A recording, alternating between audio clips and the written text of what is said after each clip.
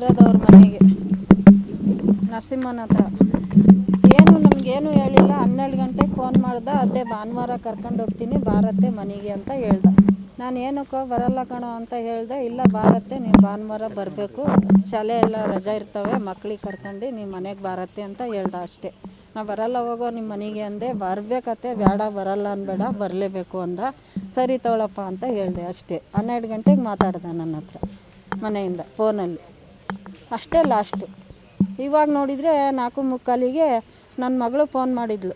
ಅಮ್ಮ ನನಗೆ ಜ್ಞಾನ ಇಲ್ಲ, ಕೆಳಗೆ ಬಿದ್ದುಬಿಟ್ಟಿನಿ, ಯಾರೋ ಫೋನ್ ಮಾಡಿದ್ರು, ನರಸಿಂಹಗೆ ಹೊಡೆದಾಕ್ಬಿಟ್ಟಾರಂತೆ, ಸತ್ತೋಗಿದ್ದಾನಂತೆ, ನನಗೆ ಮಾತಾಡೋಕ್ಕೆ ಬಾಯಿಲ್ಲ, ನೀನು ಬಾರಮ್ಮ ಅಂತ. ನನ್ನ ಮೊಮ್ಮಕ್ಳು ಹೇಳಿದ್ರು, ಅಮ್ಮ ಜ್ಞಾನ ತಪ್ಪಿ ಬಿದ್ದುಬಿಟ್ಟಿತ್ತೆ ಅಮ್ಮ, ನೀನು ಬೇಗ ಬಾರಮ್ಮ, ಅಮ್ಮಗೆ ಹಿಡಿಯೋಕ್ಕಾಗ್ತಾಯಿಲ್ಲ ನನ್ನ ಕೈಯಾಗೆ, ಬೇಗ ಬಾ ಅಂತ ನನ್ನ ಮೊಮ್ಮಗ ಫೋನ್ ಮಾಡ್ದೆ. ಆಮೇಲೆ ಸರಿಯಪ್ಪ, ಬೊಮ್ಮನಕಟ್ಟೆಯಿಂದ ಬರೋಕ್ಕೆ 1 ಗಂಟೆ ಆಗುತ್ತೆ, ಬರ್ತೀನಿ ತಡಿಯಪ್ಪ, ಯಾವಾದರೂ ಆಟೋ ಗೀಟೋ ನೋಡ್ಕೊಂಡು ಬರ್ತೀನಿ, ಬಸ್ಸಾದರೂ ನೋಡ್ಕೊಂಡು ಬರ್ತೀನಿ ಅಂದೆ. ನೀನು ಫಸ್ಟ್ ಬಾರಮ್ಮ, ಇಲ್ಲ ಅಮ್ಮ ಹೆಂಗೆಂಗೋ ಆಗ್ತೈತೆ ಬಾರಮ್ಮ ಅಂದ. ಆಯ್ತಪ್ಪ ಬರ್ತೀನಿ ತಡಿ ಅಂತೇಳಿ ಈಗ ಬಂದೆ ಸರ್. ನಾನು ಅಷ್ಟೇ ಗೊತ್ತು, ನನಗೆ ಏನೂ ಗೊತ್ತಿಲ್ಲ. ಅವನು ಏನಿಲ್ಲ, ಅವ್ನ ಪಾಡಿಗೆ ಅವ್ನು ಇದ್ದ ಸರ್, ಆಟ ಮಾಡ್ಕೊಂಡಿದ್ದ. ಅವ್ರ ತಮ್ಮನೂ ಇದ್ದಾನೆ, ಅವನು ಇದ್ದಾನೆ, ಆಟೋ ಓಡಿಸ್ಕೊಂಡು ಹೆಂಗೋ ಜೀವನ ಮಾಡ್ಕೊಂಡಿದ್ರು. ಸ್ವಲ್ಪ ಇಸ್ಪೀಟ್ ಆಡೋಣ ಅಷ್ಟೇ, ಇನ್ನೇನು ನಮಗೆ ಅವ್ರದ್ದೇನೂ ಗೊತ್ತಿಲ್ಲ. ಅವನಿಗೆ ಈ ಥರ ಆಗೈತೆ ಅಂದಾಗಲೇ ನನಗೆ ಗೊತ್ತಾಗಿದ್ದು, ಇನ್ಯಾವುದೂ ನನಗೆ ಗೊತ್ತಿಲ್ಲ. ಅಲ್ಲೆಲ್ಲೋ ಮಾರ್ಕೆಟಲ್ಲಿ ಆಗಿತ್ತಂತೆ ಅಂತ ಹೇಳಿದ್ರು. ನನಗೆ ಅಷ್ಟೇ ಗೊತ್ತು. ಆಮೇಲೆ ನನ್ನ ಮಗಳು ಮಾತಾಡೋಕ್ಕೆ ಜ್ಞಾನ ಇಲ್ಲ, ಜ್ಞಾನ ತಪ್ಪಿದ್ದಿದ್ದಾಳೆ, ಯಾರ ಹತ್ರ ಅಂತ ಮಾತಾಡಲಿ.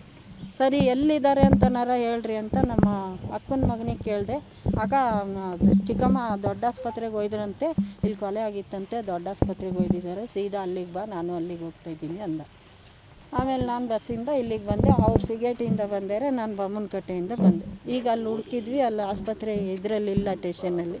ಇಲ್ಲಿ ಇಲ್ಲಾದರೂ ಹೋಗೋಣ ಬಾ ಅಂತ ಇಲ್ಲಿಗೆ ಕರ್ಕೊಂಡು ಬಂದ್ವಿ. ಇದೇ ಬಂದು ನಿಂತ್ಕೊಂಡಿದ್ದೀವಿ ಸರ್. ನಾವು ಏನಂತ ದ್ವೇಷ ಮಾಡಿದ್ನೋ ನಮಗಂತೂ ಗೊತ್ತಿಲ್ಲ ಸರ್. ಅವನಿಗೆ ಯಾಕೆ ಹೊಡೆದಾಕ್ತರು ಏನು ಎಂಥದ್ದು ನಮಗೆ ಗೊತ್ತಿಲ್ಲ. ತುಂಬ ಬೇಜಾರಾಗ್ತೈತೆ ಸರ್, ನಮಗೆ ಕೇಳೋಕ್ಕೇ ಬೇಜಾರಾಗ್ತೈತೆ. ನನ್ನ ಮಗಳು ಇನ್ನು ಹೆಂಗಾಗಿರ್ಬೋದು, ಮುಖ ನೋಡೋಣ ಅಂದ್ರೂ ಗೊತ್ತಾಯಿಲ್ಲ. ಯಾರಿಗೆ ಆಗ್ಬೇಕು ಸರ್. ಅವ್ರಿಗೆ ಸುಮ್ಮನೆ ಹೊಡೆದಾಕ್ಯಾರ, ಅವ್ರಿಗೆ ಶಿಕ್ಷೆ ಆಗಲೇಬೇಕು. ಆ ಮಕ್ಕಳು ಅನಾಥ ಮಾಡೋದ್ನಲ್ಲ, ನಾನು ಸಾಕ್ತೀನಿ, ನಾನು ಮಾಡ್ತೀನಿ ಅಂತೇಳಿ ಕರ್ಕೊಂಡೋಗಿ ಈಗ 15 ವರ್ಷ ಆಯ್ತು. ಮಕ್ಳಿಗೆ ಓದಿಸ್ಕೊಂಡು ಬರ್ಸ್ಕೊಂಡಿದ್ದಾನೆ. ಈಗ ಮಕ್ಕಳಿಗೆ ದೊಡ್ಡಕ್ಕಾದ್ಮೇಲೆ ಈಗ ಸತ್ತೋಗ್ಯಾನೆ ಅಂದರೆ ಅವ್ರ ಜೀವನ ಯಾರು ರೂಪಿಸ್ಬೇಕು? ಅವ್ರಿಗೆ ಶಿಕ್ಷೆ ಆಗಲೇಬೇಕು ಸರ್, ಸರಿಯಾದ ಶಿಕ್ಷೆ ಕೊಡ್ರಿ ಅವ್ರಿಗೆ.